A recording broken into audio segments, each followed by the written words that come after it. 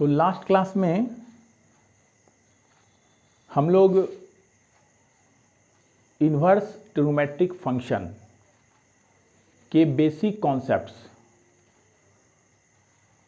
पर चर्चा किए थे और यहाँ हमने देखा कि क्या सारे ट्रिग्नोमेट्रिक फंक्शन का इन्वर्स निकल सकता है या इसके लिए कोई कंडीशन है या कोई रिस्ट्रिक्शन है।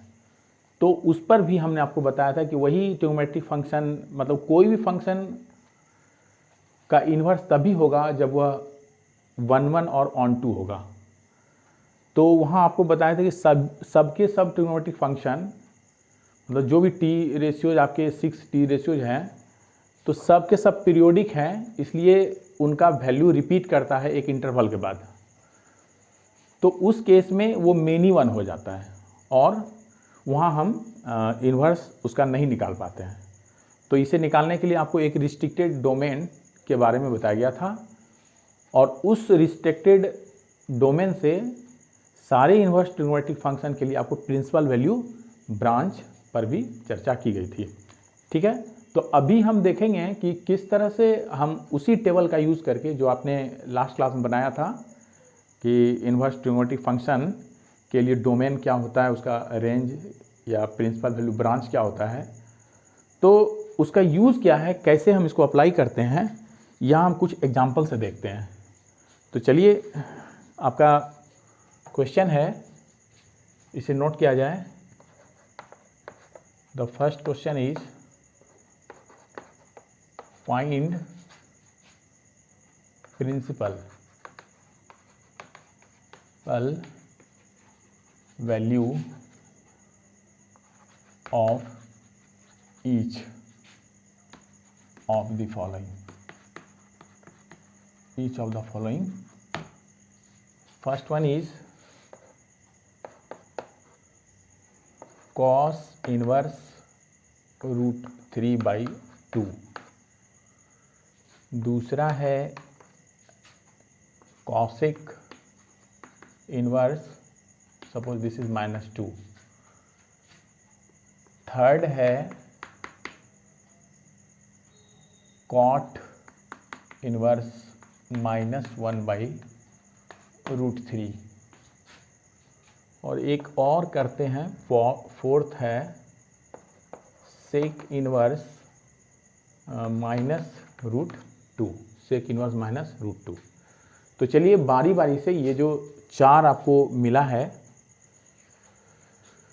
इन्वर्स ट्रिग्नोमेट्रिक फंक्शन, इसका हम प्रिंसिपल वैल्यू निकालते हैं। ऐसे भी आपको ध्यान देना होगा कि जब भी आपसे पूछा जाए कि इन्वर्स ट्रिग्नोमेट्रिक फंक्शन जो ये हैं इसका वैल्यू निकालिए, तो वैल्यू से मेरा तात्पर्य होगा कि हमें प्रिंसिपल वैल्यू निकालना है। और प्रिंसिपल वैल्यू का मतलब क्या हुआ कि प्रिंसिपल वैल्यू ब्रांच जो इनके हैं रिस्पेक्टिव, तो उसमें वो वैल्यू लाई करना चाहिए। ठीक है, तो देखिए, तो स्टार्ट करते हैं सॉल्यूशन पहला का। फर्स्ट वन इज, इसे मान लेते हैं let x equal to cos inverse √3/2। तो इन्वर्स का प्रॉपर्टी है कि यहाँ से हम लिख सकते हैं कि cos x इज √3/2। ठीक है, तो यहाँ से हम वैल्यू फाइंड करेंगे कि cos के केस में √3/2 किसका होता है। तो हम यहाँ पर कह सकते हैं cos 30 डिग्री का मान √3/2 होता है। तो ये आपका रहा cos 30 डिग्री मीन्स π/6 का मान √3/2 होता है। तो आपको ये ध्यान देना होगा कि जो भी टी फंक्शन यहाँ आए, जैसे यहाँ आया cos x का वैल्यू √3/2, तो cos का वैल्यू हमको देखना है कि किस एंगल के लिए √3/2 है। अगर आपका यहाँ sin x इक्वल टू √3/2 होता तो आपको sin x का देखना होगा कि x के जगह पर क्या रखें कि उसका वैल्यू हमें √3/2 दे दे। यानी अगर sin का केस होता तो sin x के जगह पर क्या रखोगे कि √3/2 हो जाए। तो यहाँ sin 60 डिग्री का वैल्यू √3/2 होता है, तो sin x तो sin 60 यहाँ लिखना होता। तो चलो उस पर भी आगे हम देखेंगे, लेकिन यहाँ पर आपका cos x इक्वल टू √3/2 है और ये √3/2 cos 30 डिग्री का वैल्यू होता है, यानी π/6 का वैल्यू होता है। तो यहाँ से आपको मिल रहा है सेम टी रेशियो है तो एंगल भी इसका सेम हो गया, मीन्स x इज π/6, यानी x का वैल्यू आपका π/6 आया। और आपको ये चेक करना है क्या ये जो x का वैल्यू π/6 आया ये प्रिंसिपल वैल्यू ब्रांच, यानी क्या ये बिलोंग्स करता है प्रिंसिपल वैल्यू ब्रांच में, मतलब इसका जो भी प्रिंसिपल वैल्यू ब्रांच है उसमें क्या ये बिलोंग करता है। तो आपको पता है कि कॉस का प्रिंसिपल वैल्यू ब्रांच क्या है 0 to π, कॉस का प्रिंसिपल वैल्यू ब्रांच 0 to π है। तो क्या ये 0 to π में बिलोंग्स कर रहा है, तो बिल्कुल कर रहा है। इसका मतलब ये आंसर ही आपका इसका रिजल्ट हुआ। तो हम कह सकते हैं देयरफॉर x के प्लेस पे आपने माना था cos इनवर्स √3/2 जो कि हमको मिला π/6। तो यही आपका प्रिंसिपल वैल्यू इसका हुआ cos इनवर्स √3/2 का। ठीक है, तो लिख सकते हैं so principal value of cos inverse √3/2 is this. तो ऐसे हम बनाते हैं। चलिए इसे कॉपी कर लीजिए और आगे आपका सेकंड क्वेश्चन है। देखो यहाँ पर सेकंड क्वेश्चन है कॉसेक इनवर्स माइनस √2।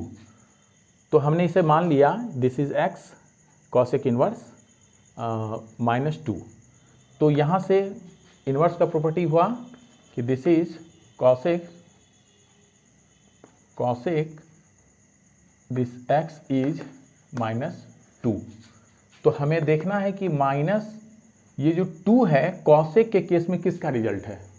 तो कॉसेक 30 डिग्री का वैल्यू 2 होता है। तो हम यहाँ लिख सकते हैं कॉसेक 30 डिग्री मीन्स π/6। ये कॉसेक π/6 का वैल्यू है। ठीक है, तो यहाँ से अब हमको देखना है, चूँकि यहाँ कॉसेक पॉजिटिव है और यहाँ कॉसेक आपका निगेटिव आ रहा है, तो दोनों को सेम करना है, मतलब आइडेंटिकल करना है। तो ये पॉजिटिव तो इसको भी पॉजिटिव बनाना है। तो ये कैसे होगा कि कॉसेक का वैल्यू हम क्या रखें कि वो वैल्यू हमें निगेटिव देवे। तो ये क्वाड्रेंट सिस्टम में आपको बताया गया था, ये 0 रहा, ये π/2 रहा और ये पाई रहा। ठीक है, और ये आपका 3π/2 है। तो यहाँ पर कॉन्सेप्ट है कि कॉसेक यहाँ पर तो ऑल पॉजिटिव होता है, ये तो पता है ना, यहाँ ऑल पॉजिटिव जितने भी टी रेशियोज हैं सारे के सारे इस क्वाड्रेंट यानी फर्स्ट क्वाड्रेंट में पॉजिटिव होता है। इसमें केवल साइन पॉजिटिव होता है, कोसाइन भी पॉजिटिव होता है, इसमें टैन पॉजिटिव होता है और कॉट भी पॉजिटिव होता है। यहाँ पर कॉस पॉजिटिव होता है और सेक भी पॉजिटिव होता है। तो मेरा यहाँ कॉसेक है यानी इसमें पॉजिटिव होगा। और ऐसे जब हम जाते हैं और ऐसे आते हैं, तो जब आप क्लॉकवाइज एंटी क्लॉकवाइज जब ऐसे जाते हैं, है ना, तो यहाँ से अगर हम इस देखते हैं क्या कि ऐसे एंटी क्लॉकवाइज जा रहे हो तो पॉजिटिव डायरेक्शन में जा रहे हो, और इसमें क्लॉकवाइज जा रहे हो तो ये निगेटिव डायरेक्शन में जा रहे हो। तो यहाँ तुम देखना कि कॉस का वैल्यू यहाँ पर पॉजिटिव होता है, तो कहाँ लाई करेगा कि ये निगेटिव दे। तो कॉस फर्स्ट में तो ऑल पॉजिटिव, यहाँ पर आप अगर करते हैं पाई माइनस अगर हम लें पाई माइनस π/6 तो एक कंडीशन ये आ रहा है π-π/6 आपके दिमाग में आ रहा है, और दूसरा आ रहा है कि अगर इस क्वाड्रेंट में यहाँ पर कॉस पॉजिटिव होता है तो यहाँ कॉसेक पॉजिटिव होता है, दूसरा केस में 0 - π/6। तो आपको देखना है कि कौन सा रिजल्ट है। चूँकि आपने क्लास 11 में ये सारे वैल्यूज़ को फाइंड करना सीख चुका है, तो यहाँ पर ये गौर करना है, बच्चा ऐसा ही गलती करता है कि सोचता है कि चलो यहाँ भी निगेटिव होगा, यहाँ भी निगेटिव होगा, यहाँ भी निगेटिव, क्यों ना हम पाई यहाँ पर इसके जगह पर आप प्लस भी कर सकते हो, तो क्यों ना प्लस कर लें। तो कौन सा वैल्यू हमको कंसिडर करना है ये डिपेंड करता है कि कॉसेक इनवर्स का प्रिंसिपल वैल्यू ब्रांच क्या है। तो आपको पता है कि इसका principal value branch cosec inverse का है आपका -π/2 से π/2 और ये 0 नहीं, ये आपका प्रिंसिपल वैल्यू ब्रांच है कॉसेक के लिए। तो अब जब इसको हम सॉल्व करेंगे तो यहाँ पर क्या जो रिजल्ट आएगा इसमें बिलोंग्स करेगा वो आपको चेक करना होगा, है ना। तो अगर आप प्लस वाला लेते हो तो यहाँ 7 पाई/6 होगा, जो कि यहाँ पर बिलोंग्स नहीं कर रहा है, इसलिए कंसिडरेबल नहीं है। और इसी तरह दूसरा, तो हमें करना क्या है कि आपको जो, चलो शॉर्ट में ऐसे समझो कि प्रिंसिपल वैल्यू ब्रांच के लिए हम तुम्हें एक एग्जाम्पल दिए थे और एक फिगर डायग्राम से भी बताए थे कि उस डायग्राम को हम यहाँ बना देते हैं फिर से, कि ये रहा आपका क्वाड्रेंट, और शॉर्टकट में अगर हम चलें तो ये 0, यहाँ π/2, यहाँ -π/2 और यहाँ पाई। तो ये वाला पार्ट आपका साइन का हुआ, है ना, ये वाला पार्ट कॉस का हुआ, और वर्टिकल हॉरिजेंटल के रूप में आपको हम बताए थे वो टेबल में। तो यहाँ से तुम खोजो कि कौन सा पार्ट है, यहाँ वाला देखो, यानी मेरा कॉसेक का ये हुआ प्रिंसिपल वैल्यू ब्रांच, ठीक है, -π/2 से π/2। तो इसमें आते हो तब तो पॉजिटिव होगा, तो यहाँ आना होगा। तो यहाँ के केस में हमें 0 माइनस लेना है, यानी -π/6 इसका आना है रिजल्ट, जो कि आपको कॉसेक x बराबर इतना आया। तो यहाँ पर हम कह सकते हैं कि x जो है वो -π/6 है, और ये बिलोंग्स कर रहा है, ये जो प्रिंसिपल वैल्यू ब्रांच है, आपको यहाँ लिखना होगा कि -π/2 से π/2 और 0 नहीं, है ना।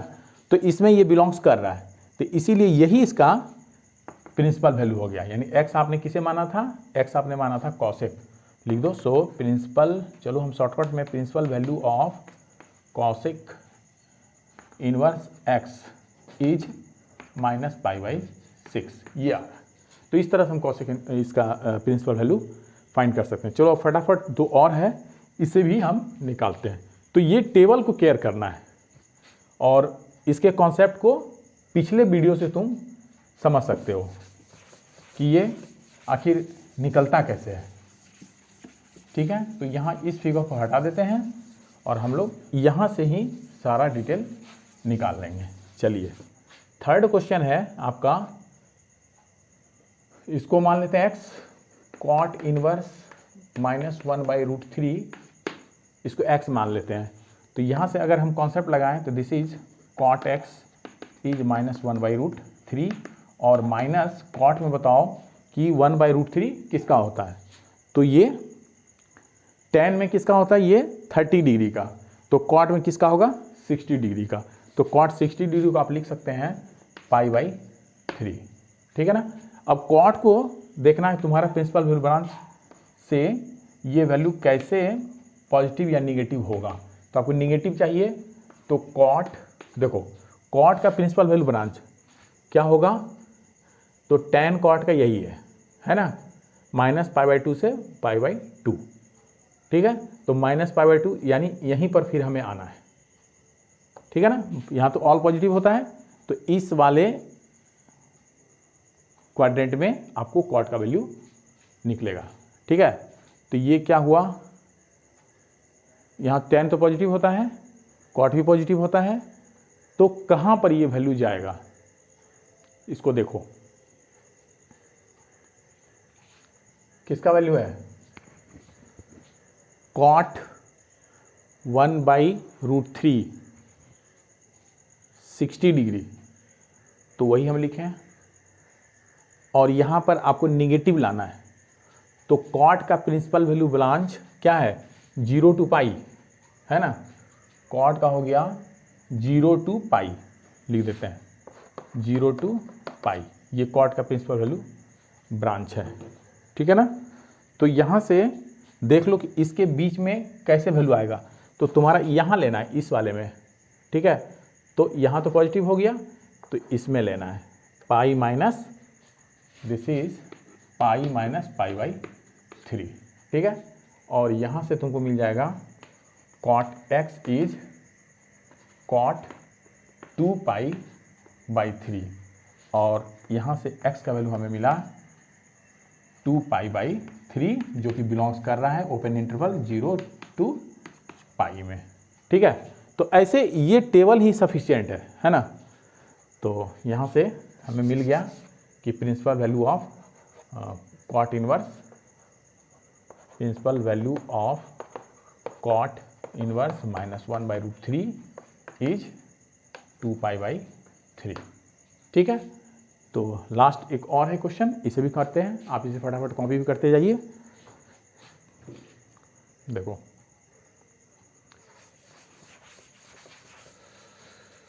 नेक्स्ट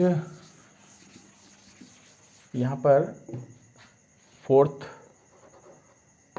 आपका है क्वेश्चन, इसे हमने x माना, sec inverse minus root 2, sec inverse minus root 2, इसको फाइंड करना है। तो उसी तरह sec x is equal to minus root 2 और यहाँ माइनस, तो सेक में बताओ माइनस किसका होता है, रूट 2, माइनस को पहले रखे हैं, तो रूट 2 बताइए कहाँ होता है। तो सेक में रूट 2 का वैल्यू π/4 के लिए होता है, यानी 45 डिग्री के लिए होता है। तो यहाँ से अब हमें निगेटिव फाइंड करना है कि इसमें प्रिंसिपल वैल्यू ब्रांच जो है, इससे सेक का कौन सा प्रिंसिपल वैल्यू ब्रांच है।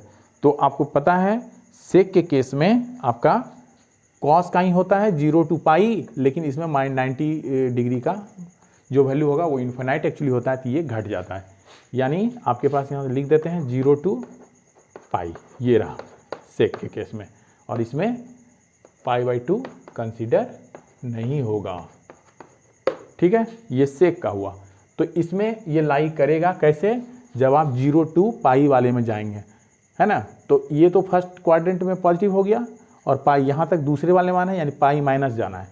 ये हो गया sec x is sec pi minus π/4। ठीक है, और यहाँ से अब हमें मिल गया सेक x इज सेक 3π/4। इसे सब्ट्रैक्ट करके देख लेना है, और यहाँ से आपको x का वैल्यू 3π/4 होता है, जो कि बिलोंग्स कर रहा है 0 to π एंड यहाँ 90 का डिग्री, वो 90 डिग्री का वैल्यू सेक में इनफाइनाइट होता है, इसलिए वो माइनस हो गया। यही आपका प्रिंसिपल वैल्यू ब्रांच इसका है, और ये यहाँ लाई कर रहा है, इसलिए PV of principal value of sec inverse minus root 2 is 3π/4। इस तरह से हम निकाल सकते हैं क्वेश्चंस को। ठीक है, चलो एक क्वेश्चन अलग लेते हैं यहाँ से। ठीक है ना,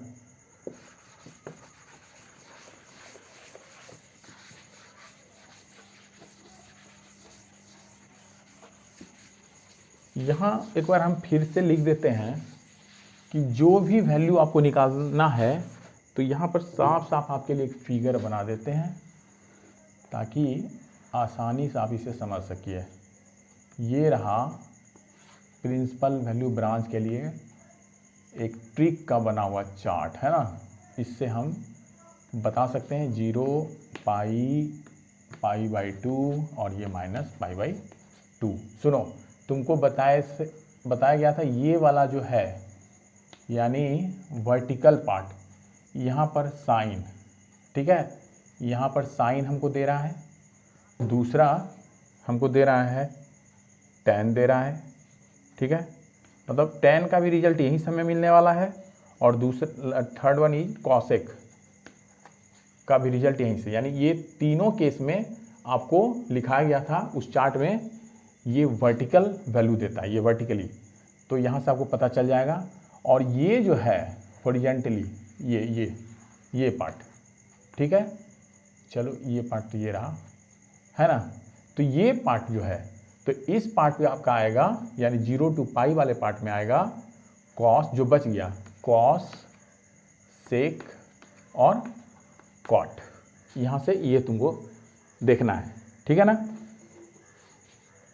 और कौन सा इसके केस में हटेगा, सेक, कॉट या दूसरे अदर कॉसेक में, तो यहाँ देख लेना 0 to π में देखना ये π/2 आ रहा है, और यहाँ अगर वैल्यू 90 डिग्री आता है, सॉरी 90 डिग्री पर अगर उसका वैल्यू इन्फाइनाइट आता है, तो ये माइनस कर देना है। ठीक है, इसी तरह जब आप इस ब्रांच को लोगे और यहाँ पर अगर 0 का वैल्यू इन्फाइनाइट होता है, तो ये भी माइनस हो जाएगा। तो यहाँ आपको देखना है, उस टेबल से आप माइन्यूटली चेक कर लो कि कहाँ क्या है। चलो तो इस क्वेश्चन को हम करते हैं यहाँ, अब इसको हटा देते हैं। देखो सेकेंड क्वेश्चन है, question number 2, find the value of tan inverse 1 plus cos inverse -1/2 plus sin inverse -1/2। ये क्वेश्चन है तुम्हारा, ठीक है। इसे हमें फाइंड करना है। ये तो आपका कॉन्सेप्ट है, इसको हम इधर कर दिए, ये फाइंड करना है।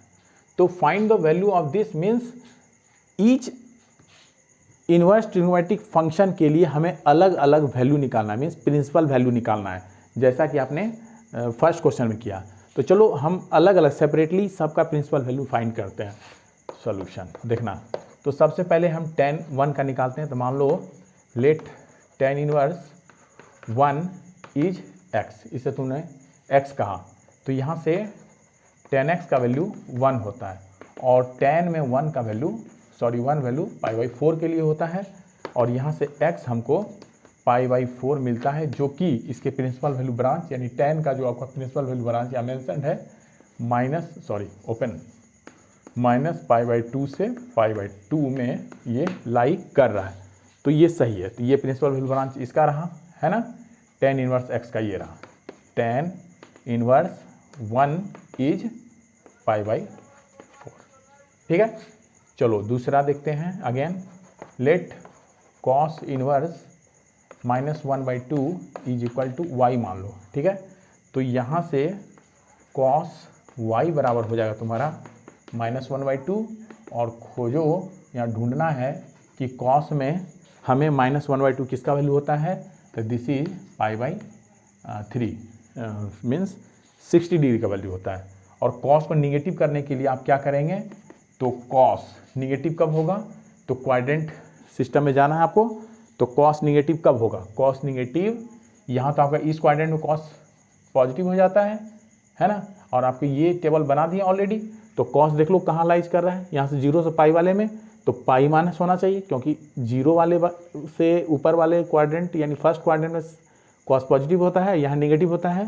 तो ये वैल्यू तुम्हारा यहाँ से मिल रहा है कि पाई माइनस ऊपर आ रहा है, यानी यहाँ आ रहा है पाई माइनस π/3, ठीक है, पाई माइनस π/3 यानी पाई माइनस π/3 ये है, ठीक है। तो यहाँ से तुम्हारा रिजल्ट माइनस कॉस के लिए माइनस कॉस π/3 आ जाता है।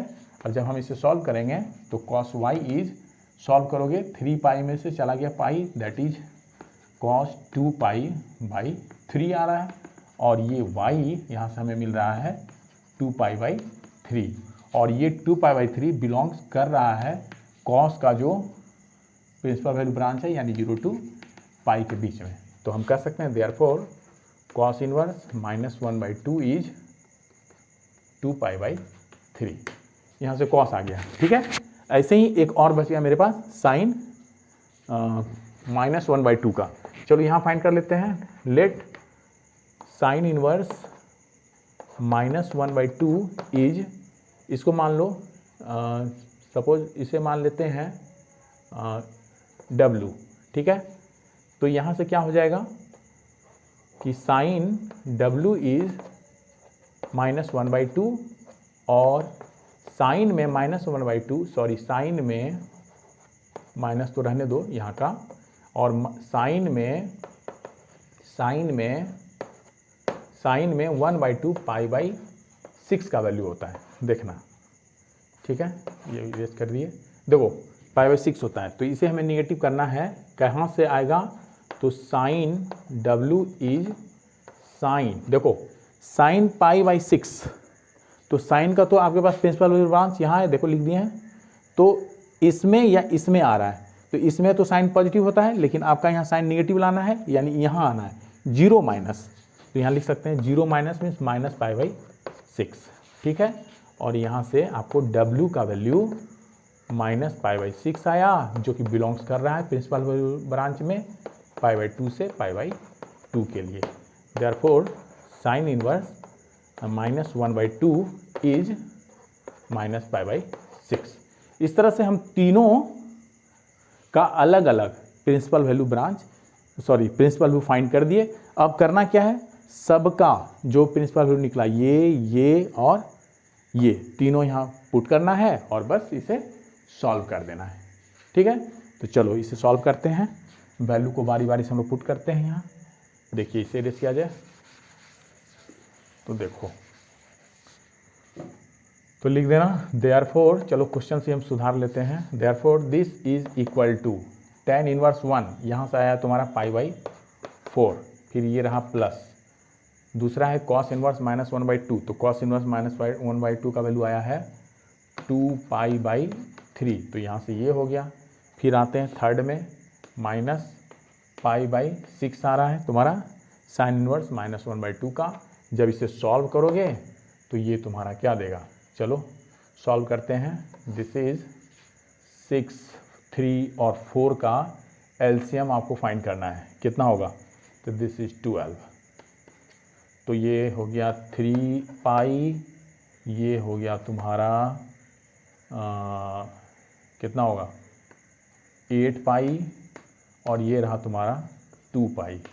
जब सॉल्व करोगे 11 में से 2 चला गया, दैट इज 9π/12। जब आप इसे कैंसिल करेंगे 3 से तो ये 3π/4 आएगा और यही आपका रिजल्ट हुआ। तो इस तरह से हम कोई भी इन्वर्स ट्रिग्नोमेट्रिक फंक्शन के ऐसे क्वेश्चंस के लिए इसी स्टेप से हम बढ़ेंगे और सॉल्यूशन मेरा निकल जाएगा। चलो एक और क्वेश्चन हम लोग करते हैं, इससे कॉपी कर लो। जिस भी कॉन्सेप्ट को नहीं समझ पाते हो या जो भी क्वेश्चन नहीं कर पा रहे हो, जो हम अभी आपको समझा रहे हैं, तो इसके लिए आपको बार बार वीडियो को देखना है, रिपीट कर करके, पॉज कर करके आपको इसे नोट भी करना है, तब आपको समझ में आ जाएगा कि आखिर हम आपको बता क्या रहे हैं। अगर इस कॉन्सेप्ट को स्किप कर करके देखते हो तब तुम्हें कोई फ़ायदा होने वाला नहीं है। तो इसीलिए कंटिन्यूसली इस लेक्चर को देखो, मेन पॉइंट को अपनी कॉपी में नोट करो, फिर आगे बढ़ो, देखो सारा क्वेश्चन तुमसे बनने लगेगा। तो चलो यहाँ पर क्वेश्चन नंबर 3 है इवेलुएट। तो ये कॉस और कॉस इनवर्स यहाँ है -√3/2, फिर प्लस π/6 का वैल्यू हमें फाइंड करना है। तो ऐसे क्वेश्चन के लिए देखो यहाँ पर कॉस का वैल्यू जब भी निकालेंगे, कॉस ये एंगल है तुम्हारे, कॉस के लिए ये एंगल है और इस एंगल में सबसे मेन पार्ट ये है, यानी कॉस इनवर्स -1/√3 का वैल्यू निकल जाता है। तो यहाँ पुट करोगे, सॉल्व करोगे, इसका वैल्यू आ जाएगा। तो चलो हम इसका प्रिंसिपल वैल्यू ब्रांच से इसका भी प्रिंसिपल वैल्यू फाइंड करते हैं, है ना। तो यहाँ पर क्या करोगे, step solution, let cos inverse -√3/2 is x, इसे आपने x मान लिया। तो यहाँ से आपको cos x का वैल्यू -√3/2 आ जाता है और ये माइनस कॉस में √3/2 एक्चुअली आपका π/6 का होता है ना, 30 डिग्री। तो ये निगेटिव ये कहाँ से आया, तो यहाँ से ये कॉस में देखना, कॉस का ब्रांच आपका हो गया प्रिंसिपल वैल्यू ये 0 to π, यानी हमारा π- ये सेकेंड क्वाड्रेंट में π-π/6, ठीक है। और यहाँ से cos x का वैल्यू cos 6π में से पाई चला गया, दैट इज 5π/6 आ रहा है। और हम यहाँ से कह सकते हैं ये x एक्चुअली 5π/6 है, जो कि बिलोंग्स कर रहा है cos का जो प्रिंसिपल वैल्यू ब्रांच है, यानी 0 to π के बीच में, ठीक है। तो यहाँ से अब हमें यानी मिल गया कि cos इनवर्स -√3/2 का वैल्यू 5π/6 आया और ये 5π/6 यहाँ पर वैल्यू पुट करना है। चलो इसे कॉपी करते चलो और हम इसको बढ़ा रहे हैं आगे, देखना ये रहा तुम्हारा दिस इज इक्वल टू, यानी यहाँ आप लिखना है। चलो यहीं हम करते हैं। cos inverse -√3/2 plus π/6 is cos cos, अभी कॉस इनवर्स माइनस √3/2 का वैल्यू 5π/6 आ गया है। यहाँ हमने सब्स्टिट्यूट किया वैल्यू को और अब इसे सॉल्व कर रहे हैं। कॉस कितना होगा, देखो 6 तो एलसीएम हो गया, 5 + 1 6 है ना, तो ये भी 6π/6 ही रहा, 6 कैंसिल हुआ, यानी कॉस पाई, और कॉस पाई का वैल्यू -1 होता है, यानी इसका रिजल्ट -1 हुआ। This is your answer. ठीक है, तो यहाँ से इस तरह से इस स्टेप से जो हमने स्टेप्स लिया, इसी का यूज करके आपको अलग अलग इन्वर्स ट्रिग्नोमेट्रिक फंक्शन के लिए प्रिंसिपल वैल्यू फाइंड करना है, और according to your question you have to proceed as per your requirement, है ना। कैसे हमको यूज करना है, तो तरीका यही है, और भी क्वेश्चन का प्रैक्टिस करो इसी बेसिस पर। ठीक है, और नेक्स्ट डे हम लोग कुछ प्रॉपर्टीज को देखेंगे। ठीक है ना, प्रॉपर्टीज ऑफ इन्वर्स फंक्शन। तो आज के लिए इतना ही, ओके।